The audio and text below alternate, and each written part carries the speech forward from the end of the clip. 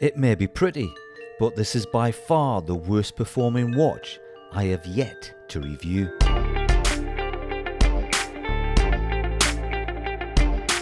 Hi Lass Watchers, I'm the proud owner of a Steel Dive 1970, which is a pretty decent homage to the historic Seiko 6105-8110, better known as the Captain Willard.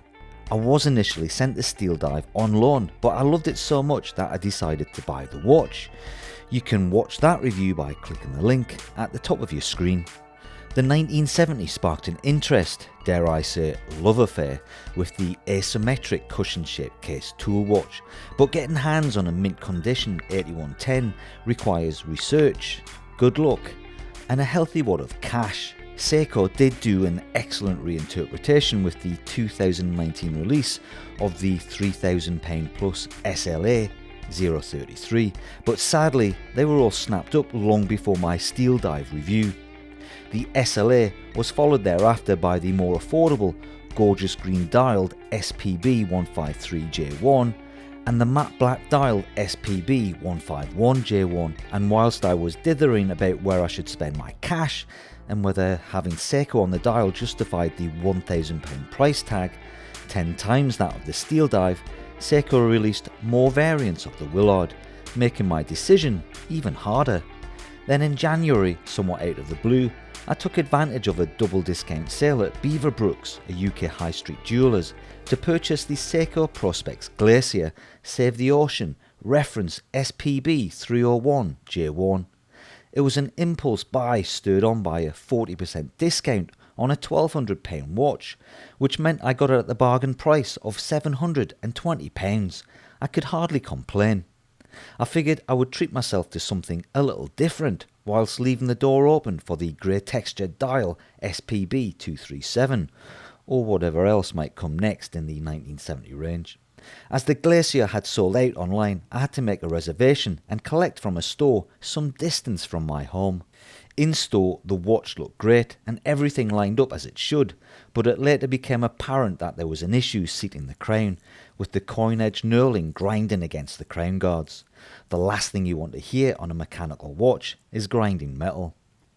Beaverbrook's were great. They acknowledged the fault and said they would replace the watch. Unfortunately, as the sale had been so popular, they didn't have a watch in store to give me. They didn't even have one in Scotland.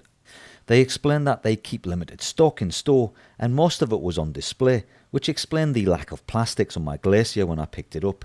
It didn't even have a blue sticker on the case back. Heathens. I left the Seiko at the store and the staff said they would contact me when they sourced a replacement from head office.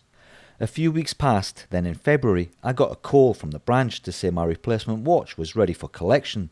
I picked it up later that day. Again, everything lined up. There were no plastics on the case or bracelet, and I noticed the tiniest of nicks on the case side, which was surprising given its dire shield coating. It was obvious that the watch must have come from display stock at another store, but given the £480 saving, I was happy to take the watch home with an almost imperceptible ding. I added the 301 to my queue of watches for review, and it hit my desk a few weeks later in March. There's no disputing that it's a stunning watch, and all was going well until I tested the accuracy of the Seiko movement, which was running shamefully slow. Now I don't have a time grapher, it's something I intend to rectify very soon, so I put the review on hold whilst I tested the Glacier almost daily for a couple of weeks, using the Toolwatch app and comparing it alongside other watches in my collection.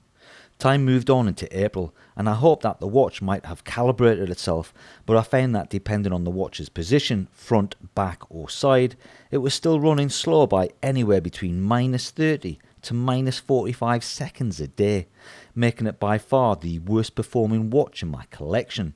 I was shocked, as the Glacier is by no means an entry-level Seiko. It's fitted with a 6R35 caliber, which is rated for accuracy between -15 to +25 seconds per day. If it had been running within tolerance, then I'd be a happy bunny, but -45 seconds is embarrassing, especially when you consider that the NH35 in my Steel Dive is running at +2.5 seconds per day. It made me question my purchase and my passion for Seiko. I put the watch down and pondered my next move for a week or so. I accepted that Seiko make a lot of watches, and it was just bad luck that I had one with a dicky ticker.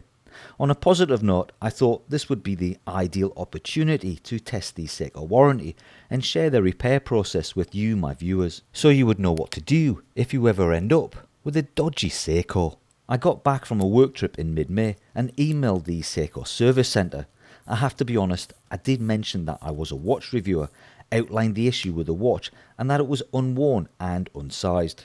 This cut no sway, and you might be pleased to hear that I got a standard reply a day later asking me to send the watch to the retailer or to the Seiko service centre for examination.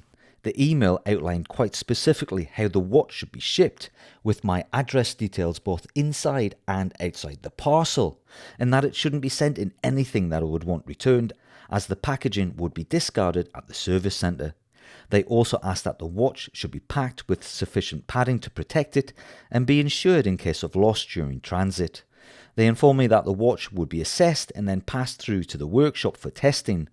Booking a watch into their system would take approximately 5 days, and that a repair would take between 4 to 6 weeks. I really didn't relish the thought of putting £1,000 watch in a generic box and shipping it off, and I admit I really couldn't be doing with the hassle and the headache of organising it.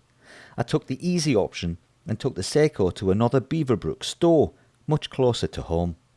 Beaverbrooks were great. They took the Glacier, sorted the paperwork, gave me a receipt and said they would contact me when the watch came back from the Seiko workshop, which they did quite promptly some 5 weeks later in the second week of August. And here it is in this snazzy little transport box from Seiko. Interestingly, apart from a receipt from Beaverbrooks, there was nothing from Seiko outlining what work or repair had been carried out. After getting the watch home, I put it back on test for about a week. It's now running between plus 30 to plus 50 seconds per day. Seriously? I rang Beaverbrooks to ask if they knew exactly what Seiko had done with the Glacier. They made some inquiries and called me back a few hours later and explained that Seiko had replaced the 6R35 movement and recommended that the watch should be allowed a settling-in period. Beaverbrooks would be happy to organise a further repair if things didn't improve. Now, I normally don't wear a watch until I've done the product and macro shots, but as I have had the 301 for pretty much 9 months, I've decided to take Seiko's advice, and therefore I've sized the bracelet, and I've already started wearing the Glacier. It's long overdue some wrist time, and what's the point in watch ownership if you don't wear it? I'll let you know how it fares in a future review. There are more Seikos in my collection than from any other manufacturer. The Glacier has been my first disappointment and marred what was an unblemished love affair with the brand. I still have a Monster and an Alpinist on long-term review, but the 301 may make me think twice before splashing the cash on another watch from the Japanese company. It's well known that Seiko have their quality control issues, and maybe I should consider myself fortunate not to have fallen foul with my previous purchases, but when you consider that the Prospex Glacier is a tier above all my previous Seikos, it's disappointing that I had issues with not one but 2 of the 1970 reinterpretations, and I've yet to see if things improve with the Seiko repair and caliber replacement. The brand could and should do better.